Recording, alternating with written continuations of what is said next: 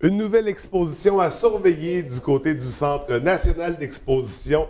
Un titre très intéressant, Toi et ta splendide laideur. Pour nous en parler ce matin, on reçoit la chargée de projet Jessica Lavoie qui est avec nous. Bienvenue à l'émission, ça va bien? Merci, oui, ça va bien, vous aussi. Oui, très bien. Toi et ta splendide laideur, c'est signé par quel artiste? C'est signé par Itou Leila Lefrançois. C'est une artiste québécoise qui vit à Saint-Narcisse de Rimouski. Oui. Itou Leila Lefrançois a fait un baccalauréat à l'Université de Concordia, donc aux Beaux-Arts. C'est une artiste qui a reçu beaucoup de distinctions, beaucoup de prix également, de bourses. Elle a eu de nombreuses expositions, le solo et collectives. Oui, donc on va pouvoir découvrir une de ses expositions. C'est certainement pas sa première, donc elle a quand même un beau bagage. On va retrouver quoi dans Toi et ta splendide laideur? Cette exposition-là, elle nous présente principalement des sculptures, sculptures hybrides. Donc, on parle de créatures, d'œuvres mi-homme, mi-animal, mi-paysage également. Oui. L'artiste s'inspire beaucoup d'un savoir primitif, donc d'un retour aux origines, à l'état sauvage, si on peut dire. Donc, c'est ce qu'on retrouve, c'est beaucoup influencé par justement le paysage, la nature.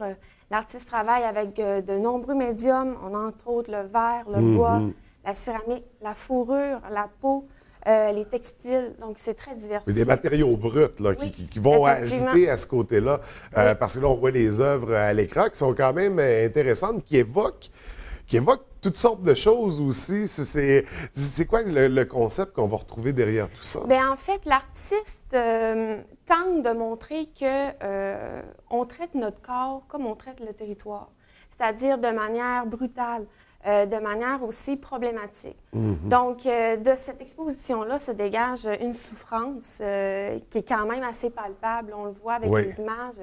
Mais il y a aussi une douceur, une sensibilité aussi qui se dégage de tout ça également. Oui, puis le titre le dit bien, c'est ta splendide laideur. On va chercher du pas beau, puis on le rend intéressant, on le rend présentable. C'est quand même des œuvres très intéressantes. On parle de combien de pièces en tout dans l'exposition?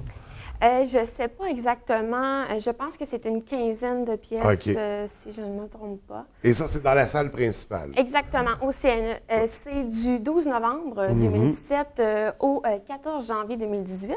J'en profite pour inviter les gens à venir au vernissage qui va se tenir ce dimanche, le 12 novembre, à 14h30. Et comment ça se déroule, le vernissage? Le vernissage, évidemment, l'artiste est là pour présenter son exposition. Elle en parle, elle fait la visite elle-même, donc c'est très convivial. Les gens sont là pour voir les œuvres, pour discuter avec l'artiste également. Oui, donc c'est l'occasion de la rencontrer, de voir le résultat de son travail, un résultat qu'on a vu à l'écran très intéressant. Il y a quelque chose qui sort de ça. Puis dans les couleurs aussi, dans les tons un peu grisâtres, puis là, on a des trucs orange, jaune qui ressortent, rouge. Il y a quelque chose qui émane de cette exposition-là, certainement. Donc, vernissage à compter du 12... vernissage le 12 novembre. L'exposition débute à ce moment-là. Jusqu'au 14 janvier, quand même une bonne période pour aller apprécier les œuvres. Oui, exactement. Oui, au Centre national d'exposition. Et là, on parle de la salle principale, il y a d'autres expositions qui sont en cours aussi, il y a d'autres choses à surveiller prochainement. Qu'est-ce que vous avez actuellement au Centre national? Présentement, c'est-à-dire pour tout le mois de novembre, on a 3 autres expositions, 3 belles expositions. On a d'abord Françoise Ségard, qui est une artiste de Montréal, qui était notre artiste invitée pour le Symposium de la relève cette année. Tête en l'air, donc le nom de son exposition, le titre. Tête en l'air représente des œuvres à la peinture à l'encaustique.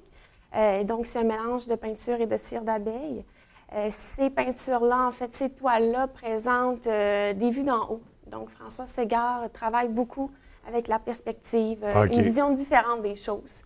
Le territoire, les personnages vus d'en haut, ce qu'on n'est pas habitué de voir. On a aussi Denis Bordelot, qui est présenté au CNE. Denis Bordelot avec Brouillamini, qui est une exposition qui est faite sur des cartons recyclés. Monsieur Bordelot s'inspire beaucoup de l'architecture des bidonvilles, donc l'architecture de la nécessité, de la pauvreté. Derrière tout ça, ce qui est intéressant, c'est qu'il ressort une immense richesse, donc beaucoup de couleurs. C'est très inspirant. Et finalement, nous avons la dernière exposition qui est, excusez-moi un petit instant, donc c'est bon. Qui est une exposition très intéressante également, on s'en doute bien. Parce qu'on a aussi une exposition de photos qui est une exposition sur le Power. Oui. Donc, c'est de M. Richard Géoffrion. Cette exposition-là, c'est 44 photos qui ont été prises dans 18 Power différents, partout à travers le Québec et l'Ontario. Donc, c'est super beau aussi à voir. C'est des portraits, donc c'est très coloré. Beaucoup de couleurs aussi, de sensibilité. Et ça, c'est ce qu'on peut voir présentement au CNE en allant voir l'exposition qui va débuter dès ce week-end. Donc, c'est pour le mois de novembre, les 3 autres qu'on a mentionnés. Bien sûr, il y aura d'autres expositions qui prendront place par la suite.